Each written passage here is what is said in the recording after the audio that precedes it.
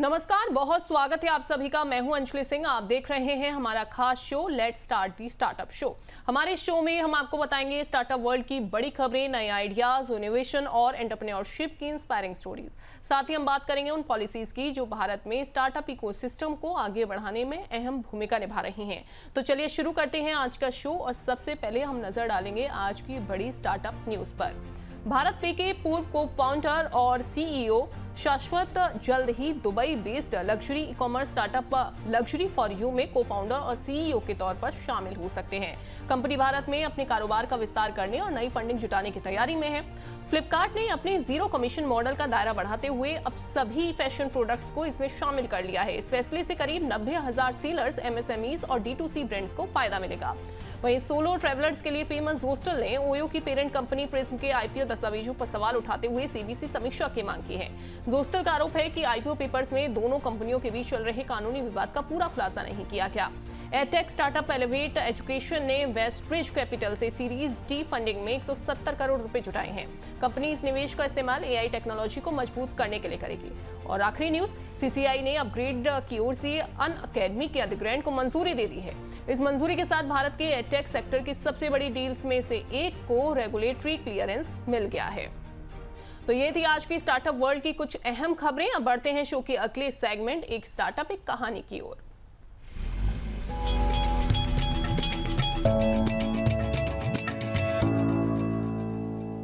आज हमारे साथ शो में जुड़ रही हैं Neha Rastogi, founder and CEO Agatsa one. Neha, आपका बहुत स्वागत है। थैंक यू अंजलि, मुझे इनवाइट करने के लिए और ये अपॉर्चुनिटी देने के लिए कि मैं अपनी कंपनी अगत्सा के बारे में और उसकी स्टोरी के बारे में शेयर कर सकूं आपके व्यूअर्स के साथ। बिल्कुल, और मुझे लगता है कि आप बहुत अच्छी से समझा पाएंगी अगत्सा वाकई में है क्या, कैसे ये काम करता है और साथ ही कब इसकी शुरुआत हुई। तो अगत्सा की शुरुआत 2013 में हुई, जब हमारे खुद की फैमिली में एक हमारे बुजुर्ग को कार्डियक प्रॉब्लम हुई और हमको लगा कि कोई भी ऐसा डिवाइस या प्रोडक्ट नहीं है मार्केट में अवेलेबल जो कि आपकी कार्डियक हेल्थ को मॉनिटर कर सके घर पे बैठे बैठे।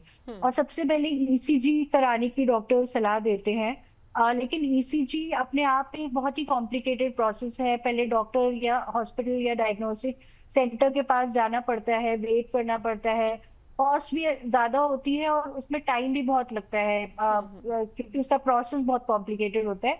उसके बाद आपको एक पेपर रिपोर्ट दी जाती है जो डॉक्टर के पास जाके दिखानी पड़ती है, फिर पता चलता है कि मेरे हार्ट में सब कुछ नॉर्मल है या कोई प्रॉब्लम है। तो इस प्रॉब्लम को सॉल्व करने के लिए हमें लगा कि कोई ऐसा गैजेट या ऐसा प्रोडक्ट होना चाहिए जो कि कोई भी अपनी पॉकेट में रख सके और कभी भी कहीं भी कैरी कर सके। और पूरा मेडिकल ग्रेड ईसीजी उस डिवाइस के थ्रू लेके उसको स्मार्टफोन से तुरंत ही डॉक्टर को दे सके या डॉक्टर को भेज सके और डॉक्टर उसको तुरंत देख के बता सके कि सब कुछ ठीक है या उसको हॉस्पिटल जाने की जरूरत है। तो बस इस आइडिया को चलते और क्योंकि मैं और मेरे हस्बैंड राहुल हम दोनों ही इलेक्ट्रॉनिक्स इंजीनियर्स थे, तो हमें लगा कि हमें अपने फैमिली की प्रॉब्लम को सॉल्व करना चाहिए। और इसी तरीके से हमने घर में एक एक्सपेरिमेंट किया, लैब में एक प्रोटोटाइप बनाया जिसमें कि ईसीजी सिर्फ छूने से आ जाती है, कोई वायर्स या लीड्स की जरूरत नहीं पड़ती। और इस तरह से शुरुआत हुई अगत्सा की। और हमारे पहले प्रोडक्ट जो कि है पॉकेट ईसीजी संकेत लाइफ, उसकी शुरुआत इस तरीके से हुई। बिल्कुल नेहा, अगर मैं इसकी संकेत लाइफ की अगर मैं बात करूं, जो कि आपने बताया पॉकेट फ्रेंडली है, ये एक्चुअल में कैसे काम करता है। बिल्कुल, तो ये हमारा एक ईसीजी डिवाइस है जो कि देखने से आपको नहीं लगेगा कि ईसीजी है, बट इसमें 3 सेंसर्स लगे हुए हैं, 2 सामने एक साइड में। तो एक टाइम पे आपको 2 सेंसर्स को टच करना होता है, इधर अपने थंब से या ये साइड सेंसर को अपने चेस्ट की डिफरेंट पोजीशंस पे जहाँ पे ईसीजी ली जाती है। और जैसे कि आपने हॉस्पिटल में देखा होगा कि बहुत सारे इलेक्ट्रोड्स और वायर्स लगाए जाते हैं आपके चेस्ट पे, बॉडी लेग्स पे, और तब जाके ईसीजी ग्राफ आता है मॉनिटर पे। हमारा सिर्फ ये टच करने से आपके ये डिवाइस मोबाइल पे कनेक्ट हो जाता है ब्लूटूथ के द्वारा, और आपका ईसीजी आपके स्मार्टफोन पे तुरंत ही आ जाता है। और एक एक करके जब आप सारे लीड्स की ईसीजी ले लेते हैं तो एक 12 लीड ईसीजी रिपोर्ट बनती है पीडीएफ में, जो कि आप तुरंत ही व्हाट्सएप से या हमारे ऐप के थ्रू शेयर कर सकते हैं डॉक्टर्स को। अभी नीरा एआई के थ्रू हमारा जो नेक्स्ट वर्जन है ऐप का, उसमें एआई ही इंटरप्रेट कर देता है कि क्या डिजीज है। तो उससे यूजर को पता चल जाता है फर्स्ट हैंड कि हाँ मेरे को प्रॉब्लम है। ऑब्वियसली वो डायग्नोस्टिक नहीं है, हम ये नहीं कह रहे कि ये डॉक्टर की जगह ले सकता है या डॉक्टर को रिप्लेस कर देता है। उसके बाद आप डॉक्टर के पास जाएं और डॉक्टर जब देखेंगे उनको पता होगा कि ये इंटरप्रेटेड रिपोर्ट कहती है, तो एक टाइम बच जाएगा। और बहुत सारी डेथ्स जो सिर्फ इस वजह से होती है क्योंकि जो पेशेंट होता है वो टाइम से हॉस्पिटल पहुंच नहीं पाता, क्योंकि वो पहचान ही नहीं पाता कि उसको हार्ट की कोई प्रॉब्लम हो रही है। तो इस पूरी प्रॉब्लम को हमारा डिवाइस सॉल्व करता है। बिल्कुल। इसके अलावा भी ये जो आपका पॉकेट फ्रेंडली डिवाइस है, क्योंकि ईसीजी को आपने पॉकेट साइज डिवाइस में जो कि कन्वर्ट कर दिया, जो कि बहुत ज़्यादा इनोवेटिव भी है। इस इनोवेशन के पीछे सबसे बड़ा जो इंजीनियरिंग चैलेंज आपने क्या फेस किया नेहा? तो इंजीनियरिंग चैलेंज तो सबसे पहले यही था कि इतनी बड़ी मशीन जो कि हम 100 सालों से ईसीजी करते आ रहे थे, और इवन जो पोर्टेबल ईसीजी होती है वो भी इतनी बड़ी होती है जो आप एक जगह से ले जाके दूसरी जगह रख सकते हैं, लेकिन उसमें सबसे ज्यादा वायर्स निकले होते हैं जो कि हर कोई नहीं ऑपरेट कर सकता। आपको एक ट्रेन प्रोफेशनल चाहिए उसको ऑपरेट करने के लिए। तो सबसे बड़ा चैलेंज तो यही था कि उन वायर्स को हटा के सब कुछ सेंसर्स में डाल दिया जाए कि सिर्फ इतनी छोटी सी डिवाइस को टच करने से आपकी वही सेम ईसीजी आपके फोन पर आ जाए।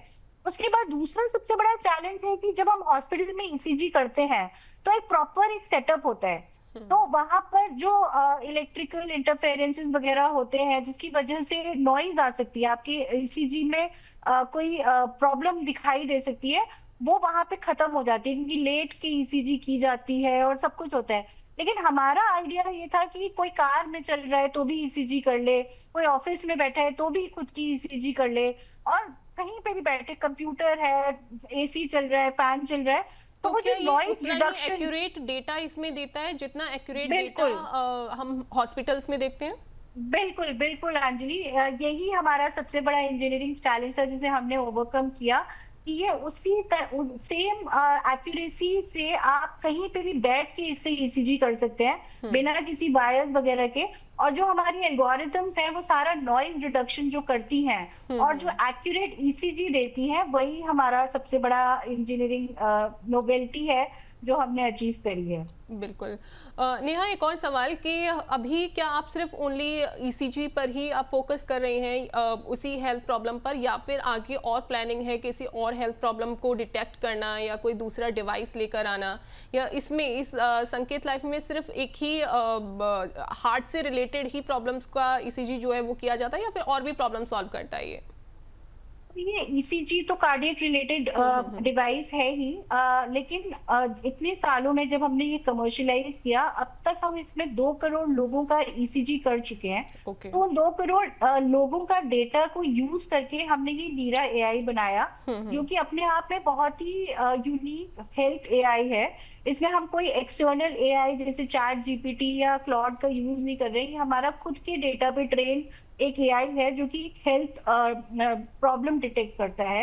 उसके अलावा हमने लास्ट ईयर अगेन एक बहुत ही इनोवेटिव डिवाइस लॉन्च किया जो कि ब्लड शुगर मॉनिटर है, और बिना खून के, बिना अपनी फिंगर प्रिक किए, आपको बिना ब्लड सैंपल के आपको आपकी ब्लड ग्लूकोज लेवल्स बताता है।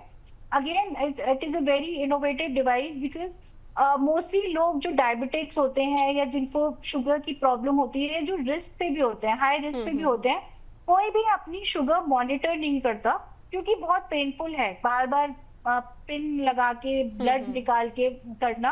और बहुत जब अर्जेंसी हो जाती है खाली उन्हीं केसेस में वो यूज किया जाता है। बट हमारा डिवाइस ऐसा है कि आप कितनी भी बार सिर्फ सेंसर पे फिंगर रख के अपने ब्लड ग्लूकोज ट्रेंड्स को मॉनिटर कर सकते हैं, कब ऊपर जा रहा है, कब नीचे आ रहा है आपका ग्लूकोज लेवल्स, और कितना टाइम लग रहा है आपको एक मील के बाद उसको सेटल होने में, जो कि आपको बहुत सीधा सीधा इंडिकेशन देता है आपकी मेटाबॉलिक हेल्थ के बारे में।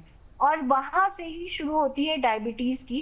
तो यस, कार्डियक के बाद हमने मेटाबॉलिक हेल्थ या आप कह सकते हैं डायबिटीज के ऊपर काम किया, और अब बहुत ही इनोवेटिव और प्रोडक्ट्स पाइपलाइन में हैं, जैसे कि ब्लड प्रेशर, और हमारा जो मोटो है कंपनी का वो यही है कि कॉम्प्लेक्स डिवाइसेस को हम इतना इजी टू यूज बना दें कि हर कोई बहुत आसानी से उसे यूज करके खुद की हेल्थ मॉनिटर कर पाए, ना कि खाली डॉक्टर्स पे या हॉस्पिटल्स पे डिपेंडेंट रहे। बिल्कुल। नेहा, नेरा एआई सिर्फ आखिर में सिर्फ डेटा ये दिखाता है या फिर डॉक्टर की तरह हेल्थ पैटर्न्स को भी समझता है? और एआई इसमें कितनी बड़ी प्रॉब्लम जो है लोगों की वो सॉल्व कर रहा है? एग्जैक्टली अंजलि, सो यही मैं आपको बता रही थी, नीरा एआई जो है वो बहुत यूनिक एआई है। वो आपको पहली बात तो लॉन्गिट्यूडनल डेटा जो आप एक समय के साथ एक टाइम टू टाइम अपना डेटा मॉनिटर करते हैं, आपके ऐप में आपके क्लाउड में जाता है, उसको मॉनिटर करता है और ओवर द टाइम आपके पैटर्न्स को मॉनिटर करता है। तो लेट्स से कि 6 महीने पहले आपका हार्ट किसी कंडीशन में था, लेकिन 6 महीने में आपका because of your lifestyle, stress या किसी और कोमॉर्बिडिटी की वजह से आपके हार्ट पे प्रेशर पड़ रहा है, तो वो 6 महीने का डेटा देखेगा और आपको बताएगा कि आपका हार्ट पहले से बेहतर हुआ है या आपका हार्ट पहले से ज्यादा प्रॉब्लम में जा रहा है। एंड ऑफ कोर्स फिर वो उसके बाद बताता है कि आप कैसे उसको चेंज कर सकते हैं, जैसे कि आप अपनी स्लीप को बेटर कर सकते हैं, आप अपने स्ट्रेस को बेटर कर सकते हैं, आप अपनी लाइफस्टाइल को बेटर कर सकते हैं, अपने खाने के टाइम को, अपने सोने के टाइम को, अपने वॉकिंग को, अपने फिजिकल जो आप पूरे दिन में फिजिकल वर्क करते हैं। तो ये सारी चीजें नीरा एआई बताता है, जिससे कि आप एक्चुअली में जान सकते हैं कि ओवर द पीरियड, क्योंकि मोस्टली क्या होता है कि हेल्थ में एपिसोडिक हम टेस्ट करते हैं कि आज मेरे पेन हुआ तो मैं ईसीजी कर लूं और मैं जान लूं कि इस वक्त मेरे को हार्ट अटैक तो नहीं पड़ रहा। बट ऐसा नहीं होता, हार्ट की प्रॉब्लम बहुत पहले से शुरू होती है और बहुत टाइम तक डेवलप होती है। तो वो जब आप एक ओवर द पीरियड जब आप उसको मॉनिटर करते हैं और उसके बाद जब आप नीरा एआई आपको बताता है कि आपके लाइफस्टाइल का क्या इम्पैक्ट पड़ रहा है, तो फिर आप उस पे पहले से ही प्रिवेंटिव एक्शन ले सकते हैं और हेल्थ हार्ट अटैक जो कि एक बहुत ही अल्टीमेट फेटल वो होता है, बीमारी होता है, उससे आप पहले से ही बच सकते हैं। तो नीरा एआई इस चीज में यूज होता है। और अब क्योंकि हम और भी डिवाइसेस उसमें ऐड कर रहे हैं, जैसे ब्लड शुगर हो गया, ब्लड प्रेशर हो गया, हमारा एक हेल्थ बैंड आ रहा है जो कि आपकी स्लीप, आपकी स्ट्रेस, आपकी वॉकिंग सबको मॉनिटर करता है कंटिन्यूअसली। तो ये मल्टी मोडल डेटा भी आपके एआई में जाता है और सब कुछ मिला के एक आपको स्कोर देता है कि आपकी सारी ओवरऑल लाइफस्टाइल का, आपके खाने का, आपके सोने का क्या असर पड़ रहा है आपके हार्ट पे या आपकी मेटाबॉलिक हेल्थ पे। बिल्कुल। अच्छा, एक और चीज़ मैं यहाँ समझना चाहूँगी कि आज स्मार्ट वॉच भी कुछ ऐसी स्मार्ट वॉच हैं जो ईसीजी का दावा करती हैं। ऐसे में संकेत लाइफ को एक मेडिकल डिवाइस के रूप में कितना अलग बनाता है? देखिए, सबसे पहली बात तो जो स्मार्ट वॉचेस होती हैं उसमें सिर्फ सिंगल लीड ईसीजी आती है, जो कि आपको सारी तरह की हार्ट की प्रॉब्लम्स नहीं डायग्नोज कर सकती। वो सिर्फ आपको हार्ट रिदम की प्रॉब्लम्स दे सकती है, जो कि एक ओनली 8% ऑफ प्रॉब्लम्स होती है। दूसरी बहुत बड़ी एक जो हमने अचीवमेंट अभी करी है वो हमारी एआई के थ्रू है। सिंगल लीड ईसीजी से अभी तक पीक्यूआरएस देख के, हार्ट रेट देख के एक लिमिटेड नंबर ऑफ बीमारियां ही हम ट्रेडिशनली अभी तक हम डायग्नोज कर पाते थे। बट हमारी जो एआई है, जो मैंने बोला कि 2 करोड़ डेटा पे जो हमने ट्रेन किया है, 2 करोड़ ईसीजी डेटा पे, तो वो अब काफी और भी बीमारियों को जितनी भी हार्ट की बीमारियां होती हैं उनको आप मॉनिटर कर सकते हैं। तो ये कंक्लूसिव मेडिकल डिवाइस है जो कि आपको सारे तरह की बीमारियों को डायग्नोज करके देता है, ना कि सिर्फ एक बीमारी। और डेफिनेटली डॉक्टर्स के लिए तो बहुत ही यूजफुल है, क्योंकि डॉक्टर्स अपने पॉकेट में ले जाके कहीं भी यूज कर सकते हैं, किसी भी पेशेंट के घर पे या कहीं पर भी, और तुरंत इवन अपने क्लिनिक्स पे, और तुरंत ही उनको एक रिपोर्ट मिल जाती है। तो उन्हें फर्स्ट हैंड हमारे एआई से आइडिया लग जाता है कि ये प्रॉब्लम हो सकती है। एंड ऑफ कोर्स फिर वो अपनी इंटेलिजेंस लगा के फिर डायग्नोज करके आगे का इलाज कर सकते हैं। तो ये दो डिफरेंस है जो स्मार्ट वॉच अभी तक हमारे साथ हमारी तरह नहीं कर पाई है। राइट। नेहा, आपके डिवाइसेस जो हैं वो डॉक्टर, हॉस्पिटल्स और पेशेंट्स तीनों के लिए बने हैं। इनमें से सबसे बिल्कुल। तेजी से कौन सा सेगमेंट जो है वो ग्रो कर रहा है अकॉर्डिंग टू यू? सबसे तेजी से तो देखिए डॉक्टर्स का ही सेगमेंट ग्रो कर रहा है। पहली बात हॉस्पिटल, क्योंकि हमारा डिवाइस हॉस्पिटल के बाहर यूज करने के लिए है। हॉस्पिटल के अंदर तो ऑलरेडी ईसीजी मशीन्स होती ही हैं सभी में। तो हॉस्पिटल के बाहर जब पेशेंट बाहर जाता है तब वो अपना हार्ट को मॉनिटर कर पाए, उसके लिए हमारी डिवाइसेस बनी है। और पेशेंट क्योंकि अभी उतना अवेयर नहीं है कि मेरे को खुद मेरे पास एक डिवाइस रखनी चाहिए और मैं खुद अपनी हार्ट को मॉनिटर करूं, बहुत ही कम एक परसेंटेज इंडिया में अवेयर है कि हाँ ऐसी डिवाइसेस मैं रखूं और मैं अपने आप अपनी हेल्थ मॉनिटर करूं घर पे। तो डॉक्टर्स अभी तक सबसे ज्यादा ग्रोइंग चैनल है, बिकॉज डॉक्टर्स को पता है कि ईसीजी का क्या रोल है और ईसीजी कितना ज्यादा यूजफुल हो सकता है इस तरीके से छोटे छोटे एपिसोड्स को कंबाइन करके एक बड़ी बीमारी को पकड़ने में। तो क्या आने वाले टाइम में एआई डॉक्टर का असिस्टेंट बनेगा या फिर डॉक्टर का कॉम्पिटिटर हो सकता है? नहीं नहीं, कॉम्पिटिटर तो बिल्कुल भी नहीं हो सकता, क्योंकि ह्यूमन इंटेलिजेंस को ओवरकम करने में बहुत टाइम लगेगा। डॉक्टर्स को का जो एक्सपीरियंस होता है, डॉक्टर्स इतने सारे केसेस देखते हैं, तो डेफिनेटली उनका वो डिसीजन बहुत मैटर करता है। बट डेफिनेटली असिस्टेंट बनेगा। एक फर्स्ट हैंड उनको एक हेल्प मिलेगी, एक ऑगमेंटेड एक रिपोर्ट मिलेगी, जिससे उनको ये पता चलेगा कि हाँ ये प्रॉब्लम हो सकती है, और फिर वो वहां से सोचना शुरू कर सकते हैं। तो एक टाइम बचेगा और ट्रायल एंड एरर खत्म हो जाएगा। तो डेफिनेटली एआई डेफिनेटली असिस्टेंट बनेगा, और हेल्थ में तो सबसे ज्यादा जरूरत है इस चीज की। बिल्कुल, बहुत ज़्यादा ज़रूरत है। लेकिन Neha, remote patient monitoring India के हेल्थ केयर सिस्टम को किस तरीके से बदल सकता है? बहुत ज्यादा बदल सकता है अंजलि। आप ये सोचिए कि हमारे यहाँ कितने कम नंबर ऑफ डॉक्टर्स हैं और कितने ज्यादा पेशेंट्स हैं, और डॉक्टर्स कितने प्रेस्ड रहते हैं, क्योंकि वो चाहते हुए भी हर पेशेंट को उतना टाइम नहीं दे पाते या उतना उस तरीके से अटेंड नहीं कर पाते। तो अगर हम रिमोटली पेशेंट को मॉनिटर कर लें और हम डॉक्टर्स को ये टूल दे दें कि आप जो नॉन क्रिटिकल पेशेंट है या थोड़े कम क्रिटिकल पेशेंट हैं, उनको आप घर से ही मॉनिटर करिए, और जब भी उन्हें प्रॉब्लम है तब आप उन्हें क्विकली हॉस्पिटल ले आइए। लेकिन जो क्रिटिकल पेशेंट्स हैं उनके लिए आप हॉस्पिटल में बेड रखिए और उनको आप लाइक इंटेंसिव केयर के अंडर रखिए।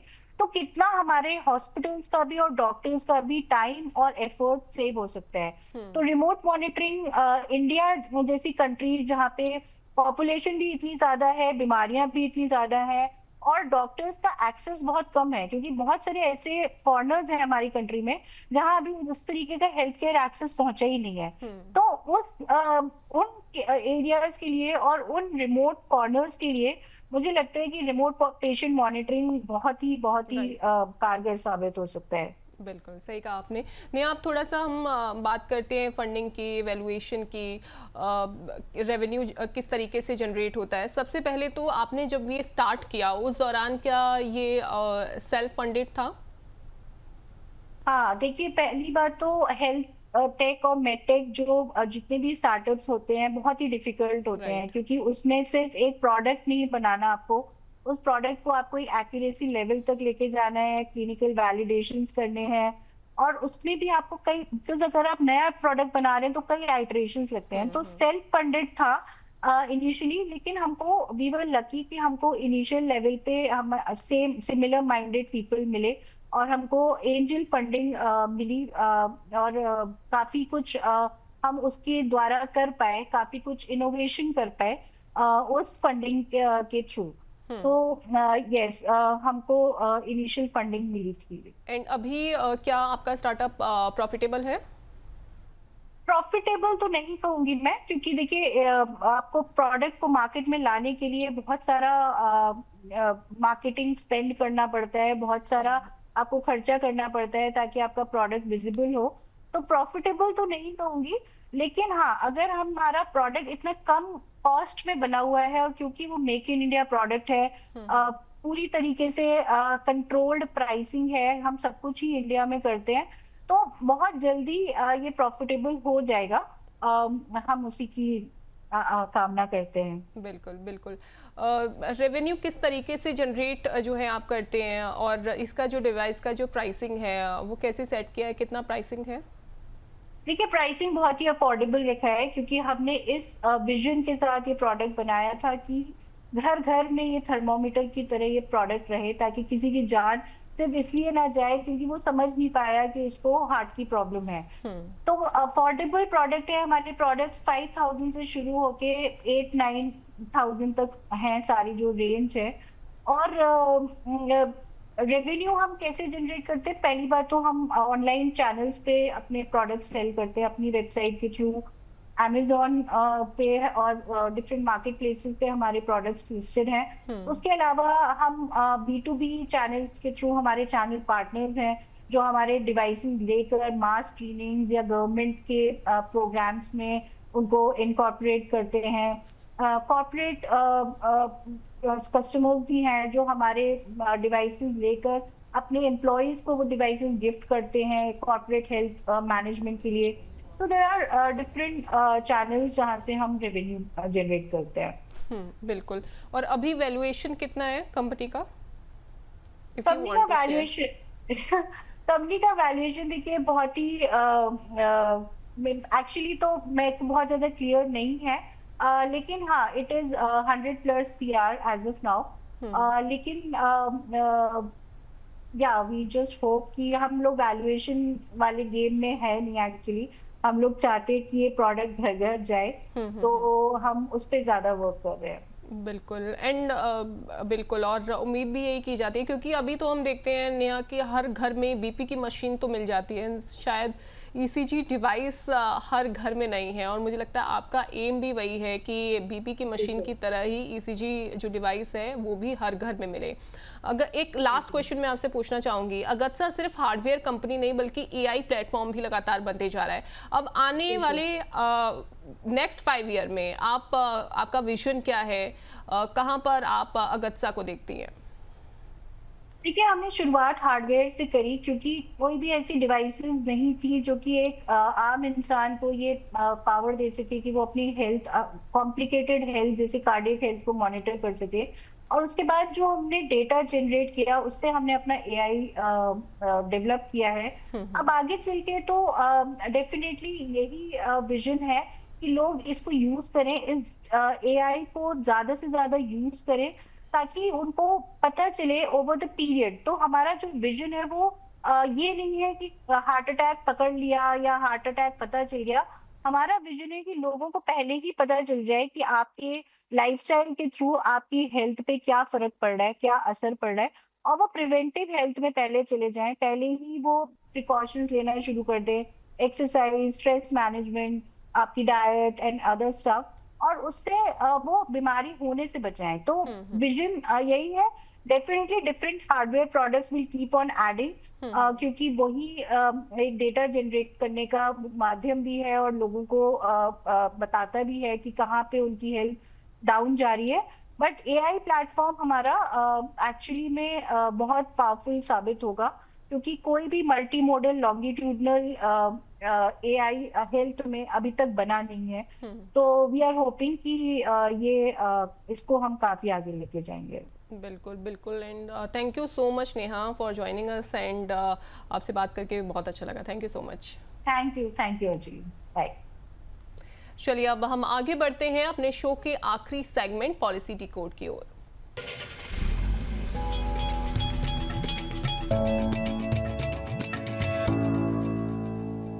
इंडिया में स्टार्टअप इकोसिस्टम को मजबूत करने के लिए केंद्र और अलग अलग राज्य सरकारें नई नीतियां ला रही हैं। आज हम बात करेंगे सिक्किम सरकार की स्टार्टअप पॉलिसी 2025 की।